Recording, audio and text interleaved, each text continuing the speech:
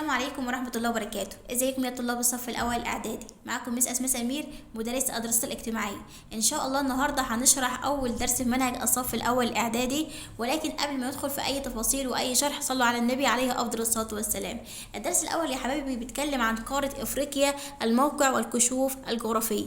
يعني هنتكلم السنة دي عن قارة أفريقيا من حيث موقعها الفلكي والموقع الجغرافي، من حيث مساحتها وعدد سكانها وهكذا. تمام. أول حاجة خالص في الصفحة الأولى كده جايب لك خريطة وبيقول لك أمامك خريطة لقارات العالم. هنتعرف على قارة أفريقيا. أول حاجة خالص بيقول لك مساحة قارة أفريقيا. عايز يعرف قارة أفريقيا دي اللي احنا عايشين فيها، دي دولة مصر طبعا، احنا عايشين في قارة أفريقيا. عايز يعرف مساحتها كام مليون كيلو متر مربع. تعال نشوف. بيقول لك هنا معلومة كده أو النقاط المهمة اللي في الدرس. بيقولك أول حاجة خالص قارة أفريقيا هي ثاني أكبر قارات العالم من حيث المساحة. يعني أكبر قارة من حيث المساحة، يعني من حيث المساحة اليابس، يعني هي قارة مين؟ افريقيا. امال مين يا مس اول قاره مساحتها كبيره جدا؟ قال لك قاره اسيا. يبقى اول حاجه خالص اداك معلومه مهمه جدا وقال لك ان قاره افريقيا هي ثاني اكبر قارات العالم من حيث المساحه، يعني تاني قاره مساحتها كبيره. ايوه، يعني هي بعد قاره مين؟ قال لك بعد قاره اسيا. اذا قاره اسيا هي اولى قارات العالم من حيث المساحه، مساحتها كبيره جدا. بعدها بالظبط في الترتيب مين؟ قارة أفريقيا، دي ثاني قارات العالم من حيث المساحة.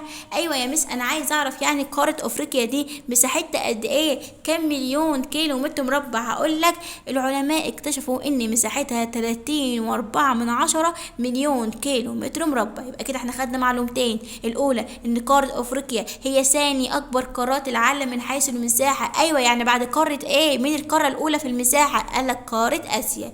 تمام. نعرف بقى مساحة قارة افريقيا قد ايه؟ قال لك 30.4 مليون كيلو متر مربع. ايوه، يعني قارة افريقيا واخدة قد ايه من اليابس؟ اليابس يعني ايه اليابس؟ اليابس دي يعني الارض اللي احنا عايشين عليها. تمام. اليابس ده يعني الارض، ده الشكل اللي قدامك كده. مش الارض، الكرة الارضية عليها 7 قارات، عايش عليها 7 قارات. هتقول لي ايوه يا مس. يعني عايز يعرف بقى ان النسبة بتاعة قارة افريقيا كام في المية من مساحة اليابس، يعني الارض اللي احنا عايشين عليه. قال لك افريقيا واخدة مساحة بس 20 في ايه؟ كام؟ 20%. اذا قارة افريقيا تمثل 20%، اي خمس، يعني 1/5 من مساحة اليابس من قارة العالم. يعني ايه الكلام ده؟ يعني احنا عرفنا 3 معلومات. ان قارة افريقيا هي المركز الثاني من حيث المساحة. قارة افريقيا مساحتها قد ايه؟ 30.4 مليون كيلو متر مربع. قلنا يعني النسبة بتاعتها واخدة مساحة قد ايه وكام في المية، بنسبة قد ايه في المية واخدة من الكرة الارضية قد ايه؟ هتقول لي 20%. تمام. دي بالنسبة لأول صفحة في الدرس، كانت سهلة جدا ما فيهاش أي حاجة. هنا كده مدينا في الصفحة اللي بعدها خريطة. قال لك مش دول كل ده قارات العالم؟ تمام. كم قارة؟ 7 قارات. او احنا هنتكلم عن القارة دي اللي هي قارة افريقيا. قدامك قارة افريقيا بكل التفاصيل بتاعتها. قال لك كده دي قارة افريقيا وحواليها بقى الاتجاهات بتاعتها في اماكن وحاجات مختلفة. تعال نشوف ايه اللي يحد قارة افريقيا من الشمال والجنوب والشرق والغرب. اول حاجة خالص بيقول لك يحد قارة افريقيا من الشمال البحر المتوسط. تمام. قال لك البحر المتوسط ده بقى هو اللي فاصل قارة افريقيا عن قارة اوروبا. تمام. بعد كده بيقول لك كده يحدها من الشرق البحر ايه؟ البحر الاحمر. طبعا كل ده هناخده دلوقتي بالتفصيل، ولكن انا بختصر لك هنا كده، ده اختصار يعني، وبعد كده هناخد كل ده بالتفصيل. هنا بيقول لك ده خليج عدن. طبعا جنبنا هنا قارة اسيا، الجزء ده شبه جزيرة سيناء، دي قناة السويس اللي ربط البحر الاحمر بالبحر المتوسط. بعد كده بيقول لك ده المحيط الهندي. عندك جزيرة مدغشقر، المضيق اللي في النص ما بين قارة افريقيا وجزيرة مدغشقر اسمه مضيق موزمبيق. هنا جزر القمر، دولة جزر القمر. المحيط ده محيط الأطلنطي. طبعا عندنا الجزء ده خليج غينيا. قال لك قارة أفريقيا يمر بها 3 دوائر عرض، وهي أول خط مدار السرطان، أول دائرة عفوا مدار السرطان، تاني دائرة الاستواء، تالت دائرة مدار الجدي. قال لك الخط اللي نازل في النص ده كده أو في اتجاه الغرب كده ده خط جرينتش ودرجته 0. كل ده هنتعرف عنه بالتفصيل إن شاء الله فين؟ في الشرح بإذن الله. اول حاجه كده مدينا في الصفحه ده عايز يعرف الموقع الفلكي لقاره افريقيا. يعني ايه الموقع الفلكي يا مس اسماء؟ طبعا قبل ما اشرح لك الموقع الفلكي هقول لك ان في سؤال كده انا كاتبه لك مهم جدا. يعني اي سؤال تلاقيني كاتبه لك في الكتاب اكتبه ورايا، لان انا بطلع لك على كل جزء السؤال المهم اللي بيجي بنسبه كبيره جدا في الامتحانات. طبعا الاسئله دي مهمه جدا وهتسهل عليك ان انت تبقى حافظ اهم الاسئله ايه في المنهج. اول حاجه خالص بيقول لك الموقع الفلكي. يعني ايه الموقع الفلكي؟ هو موقع المكان بالنسبة لخطوط الطول ودوائر العرض. يعني الموقع الفلكي هو موقع المكان بالنسبة لخطوط الطول ودوائر العرض. تمام، خدناها قبل كده طبعا في سنة 6 وخدناها قبل كده في سنة 5، فدي معلومة ايه مش جديدة عليكم. بعد كده بيقول لك تعال نشوف الموقع الفلكي لقارة افريقيا. قال لك تمتد قارة افريقيا بين دائرتي عرض 37 درجة و30 ونص شمالا. هو فين النص يا مس؟ انا مش شايفة النص. هقول لك انت عارف الشرطة اللي موجودة فوق دي احنا بنقول عليها في الدراسات على الخريطة في الموقع الفلكي ونص. تمام، و34 درجة و30 ونص جنوبا، أي تمتد في أكثر من 70 دائرة عرضية. يعني إيه اللي أنت بتقولي ده؟ هقولك دلوقتي. تعالى بينا على الخريطة وأنا هفهمك. كلمة دائرة العرض يعني عايز تعرف قارة أفريقيا عرضها بادئ منين وطولها منين لين، يعني تمتد من الطول من اول فين لغايه فين، ومن العرض من اول فين لغايه فين. بس كده يا مس؟ بس كده. طب الارقام اللي انت قلت عليها دي هتتحفظ؟ هي مش هتتحفظ. تمام، انت افهمها بس. اول حاجه بيقول لك ايه؟ دائره العرض انا قلت لك 37 درجه و30 ونص شمالا. يعني ايه؟ قال لك تعال نشوف بقى عرض قاره افريقيا. مش كل ده قاره افريقيا منتهيه لغايه الجزء ده كده؟ هل هنا في باقي حاجة من قارة أفريقيا؟ قال لك لا. قال لك يبقى هنيجي هنا كده ونشد خط بالطول لغاية الآخر وهنحط رقم 37 درجة و30 شمالا ونرقمها. طب الأرقام دي احنا اللي حطيناها؟ قال لك لا، العلماء هم اللي حطوه. طب هو الرقم ده هيتحفظ؟ برضو لا، انت افهمها بس. طب هننزل احنا بقى بقارة افريقيا لغاية تحت. كل دي قارة افريقيا. قارة افريقيا منتهية معانا لغاية فين؟ بص كده عندك على الخريطة لغاية الجزء ده. هل في هنا باقي من اللون الاخضر بتاع افريقيا حاجة؟ هتقولي لا. يبقى نيجي هنا كده ونشد خط ونقول ده دائرة العرض بتاع قارة افريقيا. تمام، ونحط الرقم 34 درجة و30 ونص ايه الرقم 34 درجة و30 ونص جنوبا. تمام، وبعدين بعد كده بيقول لك تعالى هنا كده نشوف بالنسبه بقى لخطوط الطول. احنا كده اتكلمنا في دوائر العرض، هنتكلم في خطوط الطول. قال لك اما من ناحيه خطي الطول لقاره افريقيا فهي تمتد من 51 شرقا و17 غربا، اي تمتد في حوالي 68 خط طول. يلا بينا قاره افريقيا. قال لك من حيث طول قاره افريقيا هي بادئه من اول فين؟ من اول الجزء ده. هنيجي هنا كده ونعمل خط. ما ينفعش اعمل خط هنا. ليه بقى؟ قال لك انت لو عملت خط كده انت سبت جزء من افريقيا، ما ينفعش. تمام، فانت بتيجي على نهاية قارة افريقيا وبتيجي عامل خط كده وكاتب الارقام اللي هو 51 شرقا. طبعا الرقم مش هيتحفظ. تمام، افريقيا بقى ممتدة كل ده خطية الطول، يعني هي ممتدة لغاية كده بالطول لغاية فين؟ قال لك تعال نشوف بقى قارة افريقيا بالطول كده هتيجي هنا كده عند نهايتها وتعمل خط وبرضه هتحط الرقم وكده. الارقام دي مش بتتحفظ، اللي هي 17 درجة غربية. احنا كده عرفنا دوائر العرض وخطي الطول. تمام، بعد كده بيقول لك قال لك العلماء ان يوجد في قاره افريقيا 3 دوائر عرض رئيسيه. 3 دوائر عرض رئيسيه. اول دائره وهي مدار السرطان ودي موجوده في الشمال. تاني دائرة دائرة الاستواء ودي موجودة في الوسط تقريبا.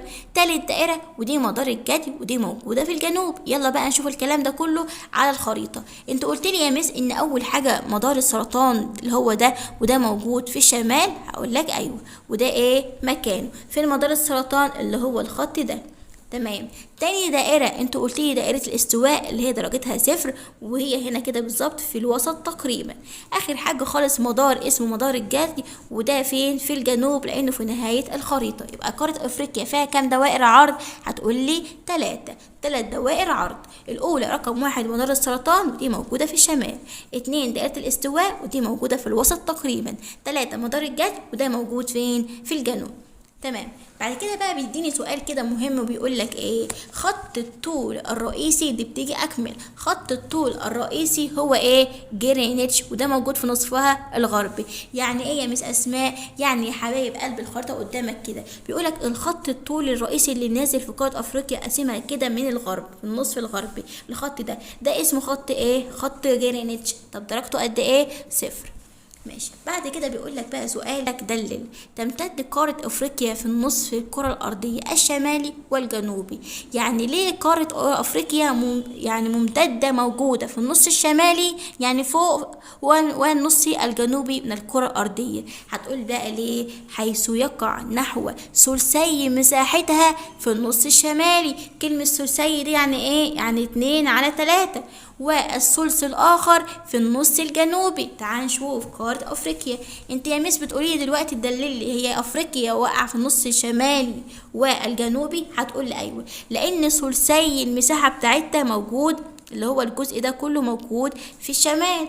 اما الباقي الثلث الاخر اللي هو 1/3 موجود فين؟ حته في الجنوب. يبقى الثلثي فوق كده والثلث فوق كده، يعني 1/3. عشان كده هي ايه؟ تمتد بين الشمالي النصف الشمالي والجنوبي من الكره الارضيه. يعني قاره افريقيا موجوده من الشمال والجنوب، لان ثلثي فوق والثلث الاخير فين؟ في الجنوب. ده بالنسبه يا حبايب قلبي للموقع الفلكي. تعالى بقى نشرح دلوقتي الموقع الجغرافي. ويعني ايه الموقع الجغرافي بقى؟ هو موقع المكان بالنسبة لما يجاوره من بحار ومحيطات وقارات أو دول. كنا خدناه قبل كده مثلا، لو حد عايز يقول بنفس الطريقة موقع المكان بالنسبة لليابس والماء هو نفس التعريف. يعني بتحدد المكان وبتوضح ايه اللي حواليه من الاتجاهات سواء الشمال أو الجنوب أو الشرق. بيقول لك هنا كده تقع قارة أفريقيا في وسط قارات العالم. يعني قارة أفريقيا موجودة في وسط قارات العالم. تمام. وتطل على مسطحات مائية مهمة. المسطحات المائية يعني هي بتطل على بحار وبتطل على محيطات وهكذا. تمام. طب ادي شكل قارة افريقيا، عاملها لك على شكل صورة مصغرة. عايز اقول لك قارة افريقيا دي يحدها من الشمال ايه؟ يعني ايه اللي فوق قارة افريقيا؟ هتقول لي البحر المتوسط، وده بيفصلها عن قارة ايه؟ قارة اوروبا. طب يلا بينا نشوف الكلام ده على الخريطة. يلا بينا. ادي قارة افريقيا. انت قلت لي يحدها من الشمال ايه؟ هقول لك البحر المتوسط. عرفت ازاي يا مس؟ هقول لك لان دي الحاجة الوحيدة اللي موجودة فين؟ ايه؟ فوق، يعني شمال قارة افريقيا. طب البحر المتوسط ده فصل قارة افريقيا عن قارة مين اللي فوق دي؟ قال لك قارة اوروبا. اذا اول معلومة هناخدها مهمة جدا جدا، بيقول لك ان قارة افريقيا يحدها من الشمال البحر المتوسط. ايوه، يعني البحر المتوسط ده يفصلها عن قارة مين؟ قارة اوروبا. بعد كده هنتكلم عن الاتجاه التاني وهو اتجاه ايه؟ الشرق. بيقول لك شرقا يحدها البحر الاحمر والمحيط الهندي اللذان يفصلانها عن قارة آسيا. يلا بينا نشوف الكلام ده صح ولا غلط. قال لك ادي قارة افريقيا، ده اتجاه الشرق بتاعها. قال لك في الشرق هنا يوجد حاجتين، اول حاجة البحر الاحمر، تاني حاجة المحيط الهندي، والاتنين دول فاصلين قارة افريقيا عن قارة آسيا. يبقى البحر المتوسط فصل افريقيا عن اوروبا، اما البحر الاحمر والمحيط الهندي فصلوها عن قارة ايه؟ آسيا. رقم 3 بيقول لك هنا عندنا عايزين نعرف اتجاه الغرب. يوجد ايه غرب قارة افريقيا؟ قال لك والله الاتجاه ده اسهل واحد فيهم وهو حاجة واحدة بس، هو المحيط الاطلنطي الذي يفصلها عن قارة امريكا الشمالية وامريكا الجنوبية. يلا بينا نشوف الكلام ده. هنا عندك في الخريطة كده ادي قارة افريقيا، ده شمالها، ده جنوبها، ده شرقها وده غربها. هنا في الغرب قلنا المحيط ايه؟ الاطلنطي. اهو المحيط الاطلنطي ده فصل قارة افريقيا عن قارة امريكا الشمالية. المفروض لو احنا هنكمل الخريطة واجيب لك خريطة كبيرة هتلاقي ان امريكا الشمالية هنا وامريكا الجنوبية هنا. طبعا لو هي موجودة في الكتاب نقدر نحن نشرحها من الجزء ده هتبقى اسهل لك. يعني ادي قارة افريقيا، قال لك هنا يحدها من الغرب المحيط ايه؟ الاطلنطي. او المحيط الاطلنطي ده فاصل قارة افريقيا دي عن قارة امريكا الشمالية وامريكا الجنوبية. لو شلنا المحيط الاطلنطي ده كنت هتلاقي قارة افريقيا وامريكا الشمالية وامريكا الجنوبية متصلين او قريبين جدا لبعض، لان المحيط ده هو اللي فصلهم عن ايه؟ عن بعض. تمام. بعد كده بقى يا حبيبي بيقول لك ايه، احنا عايزين نعرف اتجاه الجنوب. هل في الجنوب في هنا حاجه يا مس؟ هقول لك لا، الجنوب مش عليك. ازاي انت هتحفظ 3 اتجاهات؟ شمالا يحد افريقيا من الشمال البحر المتوسط، ده فاصلها عن ايه؟ عن اوروبا. شرقا البحر الاحمر والمحيط الهندي، ده فاصلها عن ايه؟ قاره اسيا. غربا المحيط الاطلنطي، هيفصلها عن قاره مين ومين؟ امريكا الشماليه واختها امريكا الجنوبيه. هما الاثنين دول على طول مع بعض، امريكا الشماليه وامريكا الجنوبيه. بعد كده يا حبايب قلبي هنتكلم عن شويه نقاط كده في الخريطه دي، بتيجي دايما اكمل او صح وغلط وبتلخفن كل الطلبه. تمام.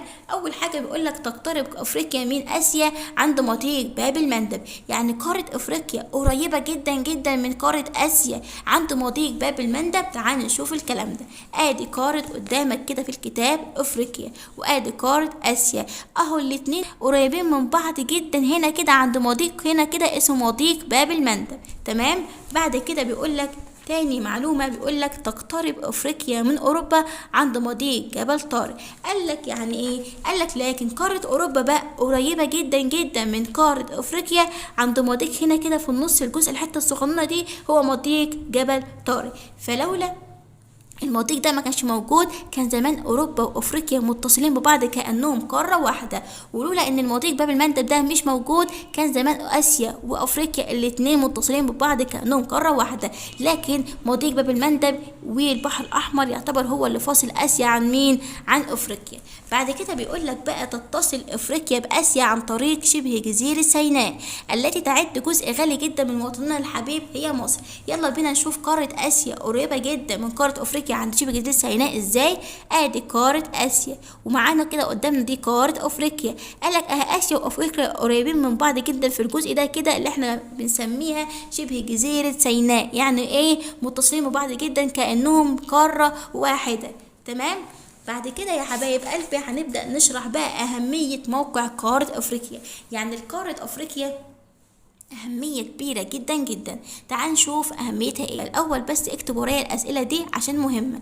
قارة أفريقيا لها أهمية استراتيجية، لها أهمية اقتصادية، لها أهمية حضارية. أول حاجة الأهمية الاستراتيجية بيقول لك إيه؟ تتمتع قارة أفريقيا بموقع متميز له أهمية كبيرة. تتمثل في إيه؟ رقم 1 إن لها أهمية استراتيجية، يعني بيقول لك قارة أفريقيا لها أهمية استراتيجية كبيرة جدا. يعني إيه الأهمية الاستراتيجية؟ هي الأهمية وقت السلم ووقت الحروب والأزمات. يعني الأهمية وقت الحرب ووقت إيه؟ الأزمات اللي بتبقى موجودة في الدول والقارات. بيقول لك بما تفسر لموقع قارة أفريقيا أهمية استراتيجية. يعني ليه قارة أفريقيا لها أهمية استراتيجية؟ هتقول لي لأنها تشرف بحكم موقعها الجغرافي على ممرات مائية مهمة. يعني قارة أفريقيا لها أهمية كبيرة بسبب موقعها المتميز اللي خلاها تشرف على ممرات مائية، يعني مضايق مائية مهمة. طب إيه هي مس أسماء المضايق المهمة اللي قارة أفريقيا بتشرف عليها وده ادى ان يبقى لها اهميه استراتيجيه؟ اقول لك اول حاجه مضيق هنا كده اسمه مضيق جبل طارق. تاني حاجه مضيق باب المندب وده اللي موجود هنا كده ما بين خليج عدن البحر الاحمر. تالت حاجة عندك قناة ايه؟ السويس. ده ادى الى ايه؟ ادى الى اصبحت ذات اهمية استراتيجية كبيرة بسبب موقعها المتميز الجغرافي. ده بالنسبة للاهمية الاستراتيجية. فلما يجي لك في الامتحان ويقول لك بما تفسر أهمية الاستراتيجية لقارة أفريقيا هتقول لأنها تشرف موقعها الجغرافي على ممرات مائية مهمة بسبب إن هي تشرف على ممرات مائية زي مضيق جبل طارق، مضيق باب المندب، قناة السويس، أصبحت لها أهمية إيه؟ استراتيجية كبيرة. رقم 2 بيقول لك الأهمية الاقتصادية. بما تفسر لموقع قارة أفريقيا ليه أهمية اقتصادية. يعني بسبب موقع قارة أفريقيا المتميز الجميل أصبحت لها أهمية اقتصادية كبيرة جدا. طب يعني إيه أهمية اقتصادية؟ يعني بيدخل لها فلوس كتيرة جدا. طب تعال نشوف كده يعني ايه. تعال نشوف بما تفسر ليه بقى هي مهمه. هتقول لي بسبب ان لها موقع جغرافي وبسبب موقعها الفلكي المتميز. يعني بسبب يا مس اسماء الموقع الجغرافي الافريقي وبسبب الموقع الفلكي الاتنين دول خلوا قاره افريقيا عندها اهميه اقتصاديه كبيره جدا وبتدخل لها دخل واقتصاد كبير جدا. هقول لك طب الموقع الجغرافي يا مس اسماء عامل ايه يعني لقاره افريقيا عشان تبقى عندها اهميه اقتصاديه وعندها اقتصاد؟ ادى الى تحكمها تسعى في أهم طرق الملاحة العالمية. بسبب موقعها الحلو ومكانها المتميز ده خلاها قادرة تتحكم في كل طرق الملاحة العالمية، وإن هي تقدر تستورد وتصدر وتتاجر مع كل دول العالم اللي حواليها بكل سهولة بسبب موقعها المتميز. اتنين، وبسبب موقعها الفلكي. الموقع الفلكي بتاع قارة افريقيا ادى تنوع المناخ بتاعها، خلى قارة افريقيا كلها مش مناخ واحد، في اماكن شديدة البرودة، في اماكن شديدة الحرارة، في اماكن في افريقيا معتدلة، فعندها تنوع في المناخ. طب لما المناخ بيتنوع بيؤدي تنوع تنوع النباتات الطبيعية، لأن النباتات الطبيعية مش كلها بتطلع في مناخ واحد، في نباتات بتحب المناخ المعتدل، في نباتات بتطلع في المناخ شديد الحرارة، في نباتات بتحب المناخ اللي هو شديد الأمطار، وهكذا. يعني احنا عندنا ان المناخ لما بتتنوع النباتات الطبيعية، وبعد كده تتنوع الحيوانات، لأن مش كل الحيوانات بتعيش في مناخ واحد. انت عندك الحيوانات، في حيوانات بتحب الطقس اللي هو شديد البرودة، عندك حيوانات بتحب شديد الحرارة زي الجمل، وهكذا. كمان لما بتنوع المناخ بيؤدي تنوع المحاصيل، هيبقى عندك محاصيل متنوعة. تمام، ده بالنسبة لأهمية الاقتصادية لقارة افريقيا. طب هل قارة افريقيا لها أهمية تانية غير الأهمية الاقتصادية؟ قالك رقم 3 الأهمية الحضارية، وده طبعا اللي هنعرفه إن شاء الله في الجزء الثاني. لو وصلت معايا لغاية هنا احنا هنكتفي بالجزء ده، وهنكمل باقي الدرس إن شاء الله في فيديو جديد. فانت لو استفدت مني ما تنساش تعمل لايك وتشترك في القناة عشان يوصلك كل جديد. والسلام عليكم ورحمة الله وبركاته.